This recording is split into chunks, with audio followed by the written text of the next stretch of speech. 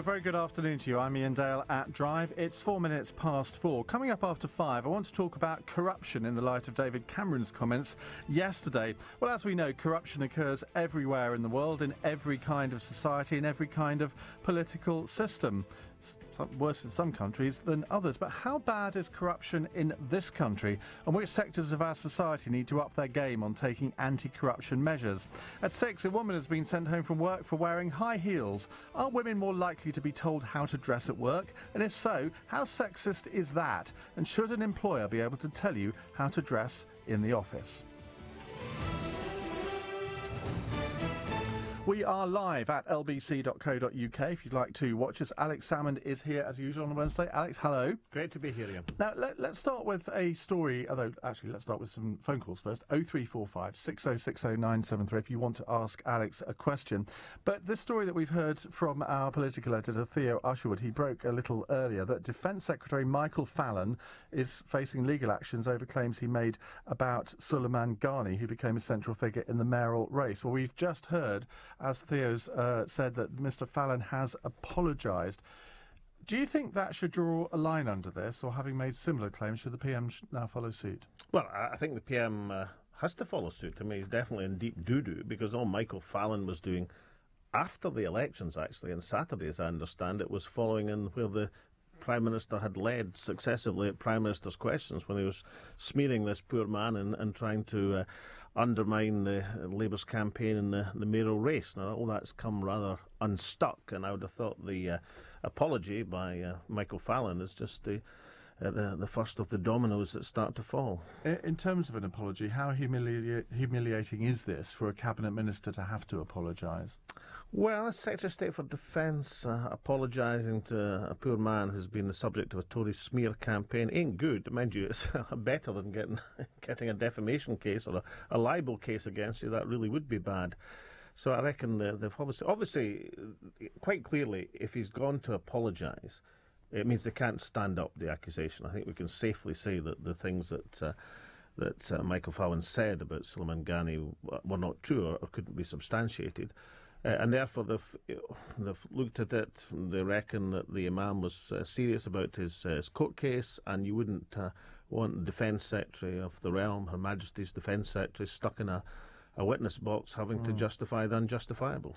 And in general terms, the PM's behaviour during this whole affair, why do you think he went out on a limb on this?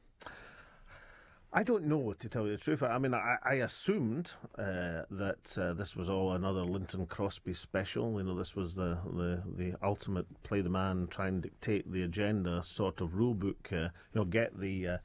Get the subject matter onto extremism, and some of the mud will stick. But I was told by Tory MPs yesterday it wasn't a Linton Crosby job. It was Downing Street working on its own.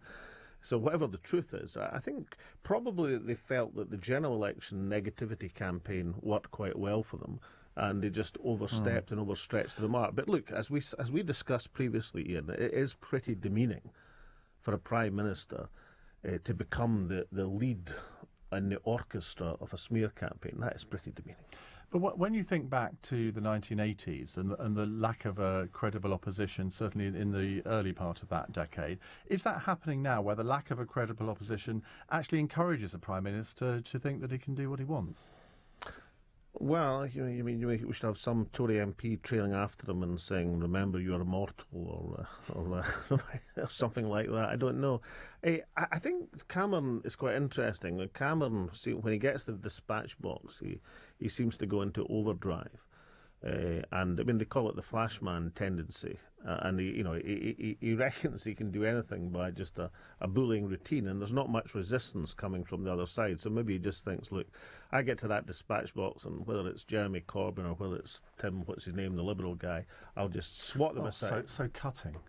Well, it was cutting today. I don't know if you caught it today. Poor Tim Farron had his feet cawed from under him by the Speaker, and then the Prime Minister administered a coup de grace. Now, it was quite interesting, and it was on this subject, because Farron asked a perfectly reasonable question, don't you think you should apologise for the smear campaign, to which Cameron replied, it's a bit rich having to to be lectured about negative campaigning from the Liberal Democrats, and that was it. And he got away with that, and that's the issue. He got Because away everyone with else in the Commons would have cheered him, presumably. Well, they would remember, I suppose, the Bermondsey by-election and the straight choice and campaigns, such Liberal Democrat specials. We have long memories, but of course that would never happen in Scotland because politics is all sort of sweetness and light. Under Nicola Sturgeon, the tone of politics has been. Have you ever been in this position where you've actually felt you had to apologise for something in the end, which you may have not wanted to, but you just had to? The only times I can remember apologising if I got something wrong, like a fact. Never happened then? No, I did once or twice in the dispatch box. I reckon. I mean, I remember in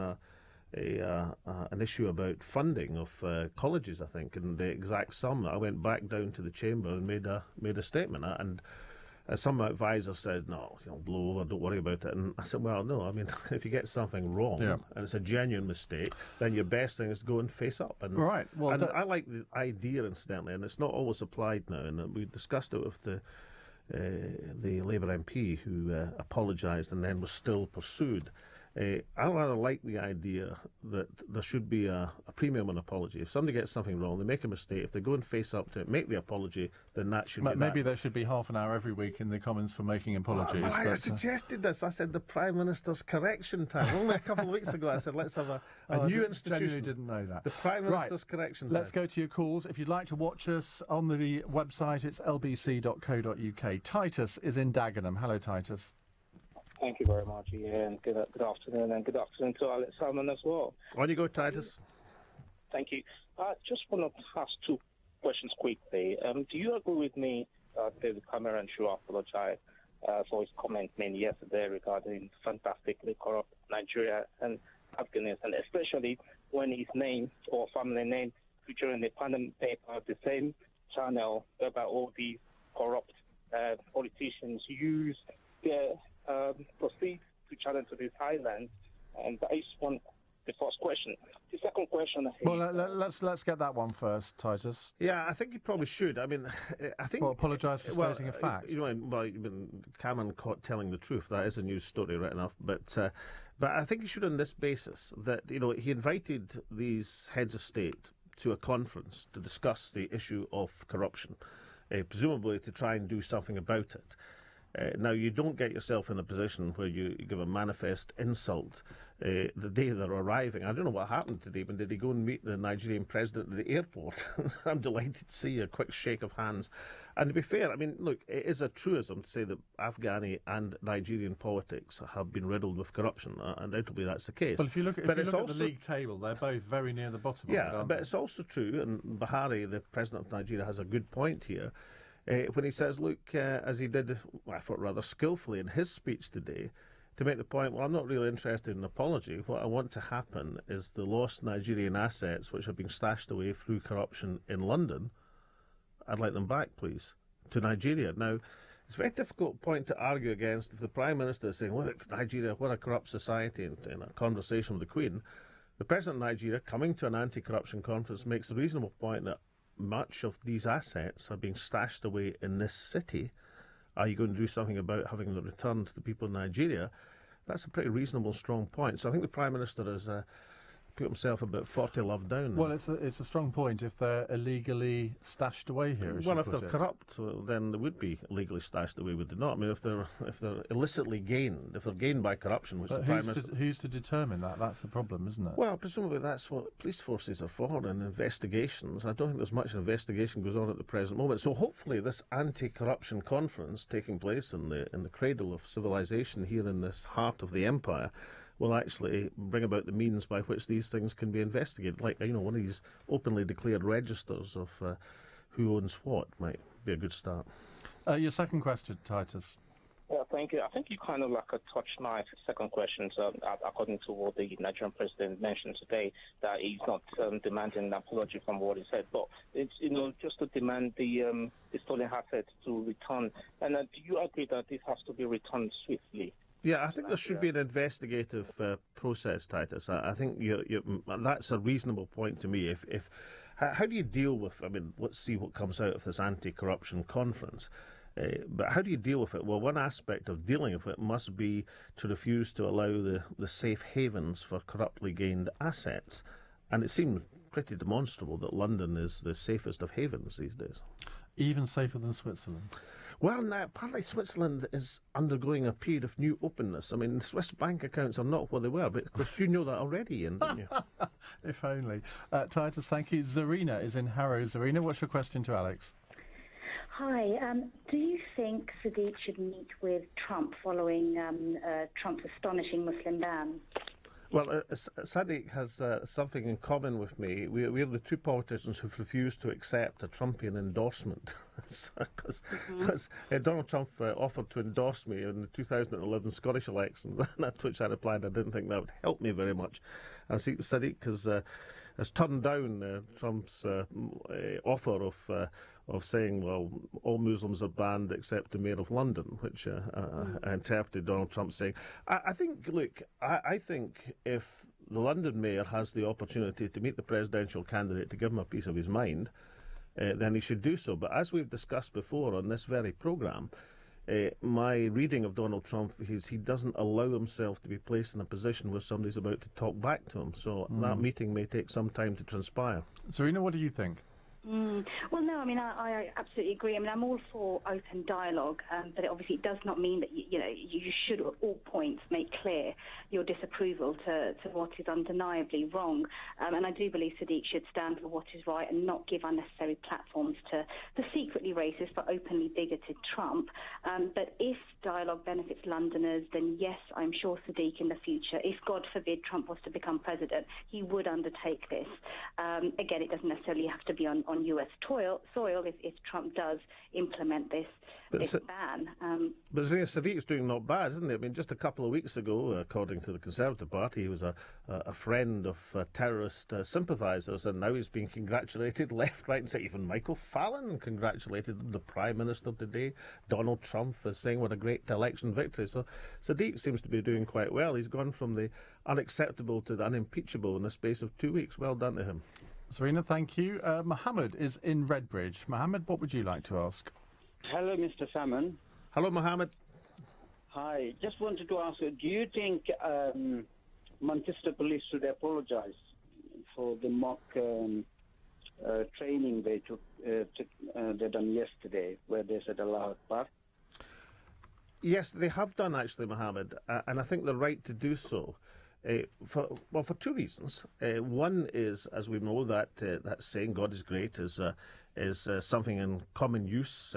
It was celebration. It was actually in common use yesterday in southern Germany when there was an attack. Yes, indeed, and but it's also attacker shouted that. It's also used at family celebrations, at birthday celebrations. If you get one lot. I mean, you mustn't stereotype an instant training. Now, look, there's never been, as it happens, an Islamic attack in Manchester. Hang on, Mohammed, hang on. What there has been, of course, 20 years ago now, I think it was, there was an IRA attack in Manchester, which blew up most of the centre of the city and cost about £1 billion worth of damage. Nobody killed, if I remember correctly, but many, many injured.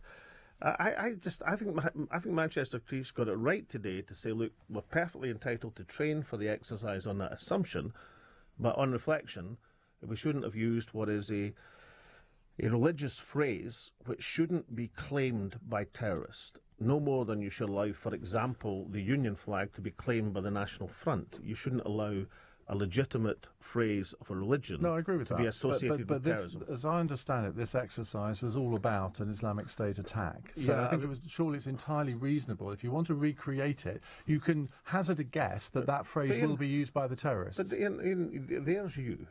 The Manchester Police having apologised, you're in the last ditch saying no, they shouldn't have apologised. I am absolutely saying they shouldn't have apologised. I mean, what's the point of these exercises if they're not going to be realistic? No, look, the exercise is not going to be made more or less realistic by shouting out "God is great," and I think Manchester Police a right But on reflection to identify you would accept that you that should in not virtually allow. every occasion when there's been a Daesh-inspired terrorist attack, that phrase has been used by the terrorists. Well, it's been used in many occasions, that's right, and been reported to be used many occasions. Equally, for how many times it's used a Daesh attack, it's used about 1 million times more, perfectly innocently, in a family celebration, and therefore you shouldn't allow it to be claimed by terrorism.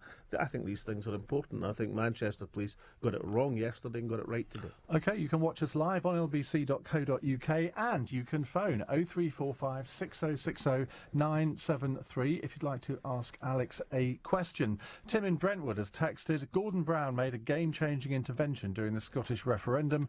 Do you think he can do it again for the EU?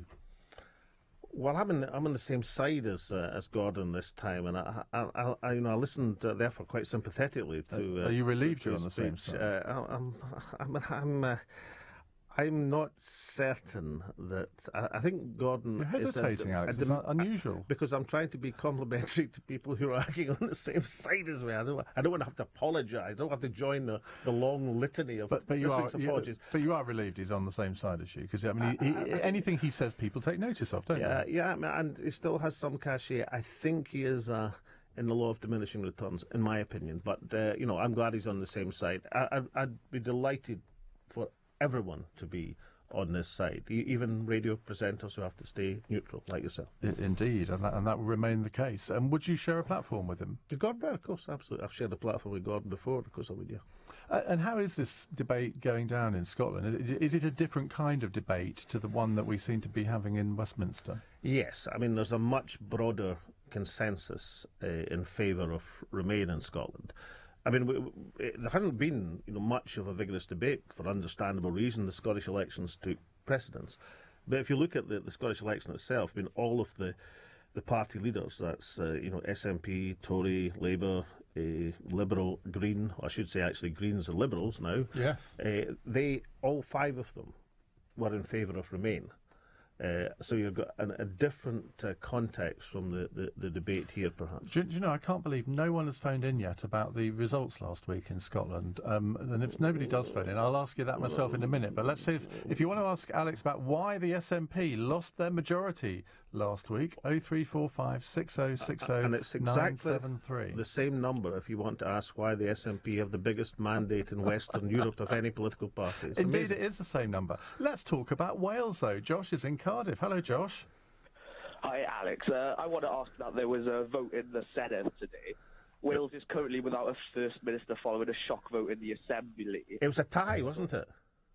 Yeah, Carwyn Jones and Leanne Wood both got 29 votes after UKIP and Conservatives voted for Leanne Wood as First Minister. Do you think Leanne Wood should go it alone? Just before you answer, Alex, your nemesis Angry Salmond on Twitter has just tweeted, "Just heard Leanne Wood has cut a deal with UKIP and the Tories in Wales. I feel like I've just been dumped by the love of my life."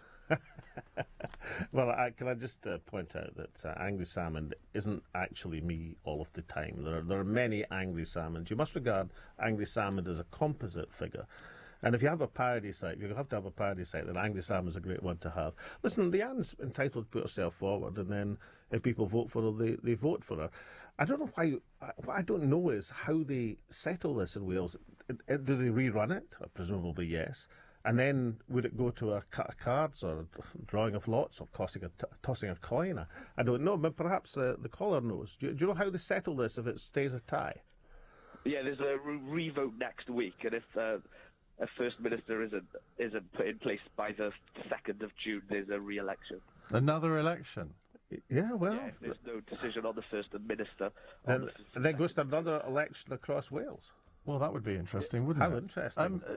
Alex, this is an extraordinary thing, though, because Leanne Wood has spent the last 5 years accusing Labour of being in bed with the Tories, and now she's in bed, not just with the Tories, but people who she's accused of being far-right extremist UKIP. I mean, you or Nicola Sturgeon wouldn't have ever done this, would you? Well, I'm just pointing out that there's a difference between putting yourself forward and seeing who votes for you. You can't stop people voting. There have clearly been discussions between the party leaders there, and they've agreed to do this. How do you know that? Well, because I've read it. You read it where? on the internet, so it On must the be true. It internet doesn't really must be matter where I've read it. absolutely true. No, but you would not do this in Scotland, would you? You would have never done this kind of deal. No, I did deals with lots of people, but Not with the for Tories First and Minister- UKIP, you didn't. Well, it's quite interesting. I mean, one of the Labour refrains in Scotland didn't do them much good, and it was entirely inaccurate, was that when I ran a minority government, as you know, for 4 years, and at various times I had to get the Green Party always, nearly always, the Liberals sometimes, Labour sometimes, or the Tories to vote for things depending on what they were. You know, for example, I got the Tories to vote for freezing the council tax, and I got the Green Party to vote for the climate change legislation. I got the Liberals to vote for, ironically enough, removing tuition fees from Scottish students. And I got the Labour Party to vote for SNP budgets most of the time. So at various times, you know, you had to, if you're a minority, in a minority, you've got to get votes. But you would never have approached the Tories. I mean, UKIP obviously weren't in the Scottish Parliament, but you would never have approached the Tories to get a vote through to elect you as First Minister, would you? No, I had the SNP and Green votes to elect me as First Minister. But look, you know, Wales is a different situation. We'll see what Leanne's a canny operator, and listen, she won the seat in the Ronda, so she must have a substantial level of support in the Welsh valleys. Let's move on. Do we have a question about the Scottish Parliament elections, or shall we? Let's have a little chat about that. You won a majority when you were First Minister, something Nicola Sturgeon failed to do. Why did she fail where you succeeded? Oh, the Dehont regional list system. I mean, I won a majority on 45% of the vote 5 years ago, and Nicola didn't win a majority on 47% of the vote, which is quite astonishing and remarkable. And I wasn't joking, incidentally, when I said 47% is the highest vote to any governing party across Western Europe. That's just true. And it compares to 37%, for example, at David Cameron. But the Dehont list system has lots of peculiarities, and the peculiarity basically is that the list isn't just topping up the first vote, the list rebalances the first vote. So you can get yourself into a situation, if you cut it unlucky, that you lose a range of list seats despite the fact you're topping the list vote by a very small margin in votes. Now, it's like the Schleswig-Holstein question in European history. Only 3 people understood it. One's mad, one's dead, and one's you. And one's, well, I've forgotten. But nonetheless, it's a complex electoral system. I mean, we touched on this last week. week. Do you not think now, I mean, particularly after those figures that you've just given, isn't it time to revisit this electoral system? Well, I actually proposed a different system into the committee which examined it, who spectacularly ignored everything I said to them. And basically, I like a list system. I think a list system is perfectly fair. I think it should be a national list instead of a regional list. You cut out some of the small variations if you do that. And secondly, I think there should be just one vote, and you should allocate the list based on the percentage vote that's given in the single vote, because I think the second vote lends itself, and it's a perfectly fair thing for political parties to do, to a reinterpretation of what it's for. In other words, the Green campaign, for example, in the Scottish Parliament was to say, look, the SNP are going to win out the park in the constituencies, you can afford to vote for the Green Party on the list. Now, that's fair in politics, but a political system which lends it to that is vulnerable to misrepresent vote. Well, we've only got a few minutes left. If you want to watch those few minutes in glorious HD, you can do so at lbc.co.uk. Let's go to Michael, who's in Hertford. Hello, Michael. Hello, Ian. Hello, Alex. Michael, on you go. Just a quick question. I'm from Poland. I've been living here almost 11 years. In June next month. I used to be a councillor, a proud councillor in Hertfordshire. I lost my seat, unfortunately, last week. Which party, dare I ask? Yeah, of course, no problem, Ian. Lib Dems, Liberal Democrats. Okay. And I'm dreading, obviously, next month we have a EU referendum. And unfortunately, because I have a Polish passport, I can't vote. Alex, do you think that someone who has been living here, for example, 10 years, has paid taxes, contributed, even stood in local elections, should actually be allowed to vote after, for example, a certain period of time? Yes, I do. And I feel very strongly about it. And, of course, I legislated to allow that to happen in the Scottish referendum. So people who lived in Scotland, paid taxes in Scotland, were able to vote in Scottish elections, which European nationals were also able to vote in the Scottish referendum. And the SNP moved an amendment to allow that to happen in this referendum, which unfortunately was turned down. I mean, I think it's the European, it's doubly ironic, because clearly if people have, as part of the European Union structures, come to this country, involved themselves like Merkel has in politics, been elected as a councillor. Become a British citizen then. Why should foreign nationals be able to vote in British elections? Because if people live here, work here, pay taxes here, then I think they should be able to vote. But for how long? What should the time limit be? Well, you wouldn't allow somebody who's been here for a month, would you? I think it should be. Well, if you take Merkel's position, he is able to vote in a local election. He's able to stand for election, to be elected as a councillor. And if that's the case, then why isn't he able to vote in a referendum? We'll leave that question. And Michael, listen, good luck for your future electoral career next time, and let's hope that, despite the fact you won't be able to vote, that enough people out there will vote Remain in your stead. He needs to find maybe a different political party. Well, they mustn't say that. They might have a revival. Let's go to Sam, who's in Brighton. Hi, Sam. Hi there. I'm calling about the Rose Markham and yesterday's leaked paper. There's always been tests, and I believe that having benchmarked disparity is healthy, but yesterday's situation was less than ideal, and I think caused anxiety that could have been prevented. Alex, where do you sit with this? How can the government stop this from happening in the future? And do you think this type of pressure is necessary for such young children? Well, I think the... 3 questions there. Right, well, I'm very interested in this parents' revolt against the examination system. There must be a real level of concern that people have. I'm sympathetic, as to be said, to the idea you have to have a measure of testing to protect the students, because you have to have some means of measuring people's progress. It would be said that, and I know people say it's a cheap trick and all the rest of it, but every time one of these questions from this test gets asked of any education minister or prime minister, they seem to be unable to answer it. So it does give a reasonable indication, if these tests are for relatively young children, they seem to be of a pretty exacting kind. I rather like the idea that you should be absolutely sure that people get the basics, the ability to learn how to learn, and the ability to do that. And then after you got past that, in terms of literacy and numeracy, a lot of this before the formal examinations and qualifying examinations at the age of 15, 16, 17. There has to be a test to measure whether you have got past I've already conceded that point. I'm sympathetic to that. I just think this test, as the questions that have been presented, I suspect would catch out some LBC presenters here. It probably would, me included. Sam, thank you very much indeed for that. We're just getting news that Downing Street is about to issue a statement apologising for what the Prime Minister said about Salmond Ghani. What do you make of this? How embarrassing is it for David Cameron? Because obviously they listen to your programme, Ian, and there can be... And let's, fair dues in this. I mean, LBC have led the investigation on the attempt to smear this man. That is now being accepted, and the apologies are following. And I think it's pretty embarrassing for Michael Fallon, even more embarrassing for the Prime Minister. It's still the right thing to do, because if a citizen has been defamed at Prime Minister's questions and elsewhere by the Prime Minister of this country, then he's due an apology. So apology there now is. It's the power of Salmond Ghani's attempts and also LBC's broadcasting. Some people have said that politicians would do anything to win elections. Is this one of those times when the Conservatives decided to just go for the jugular on the basis that, well, we've got nothing to lose? Well, it's very interesting. If you look at the last week or so of this round of elections in England, and I say this for a reason, Ian, firstly there was the whole immersion on the anti-Semitic row about the Labour Party. And then that was overtaken by the racist allegations that were made against the Conservative Party in the nature of the campaigning.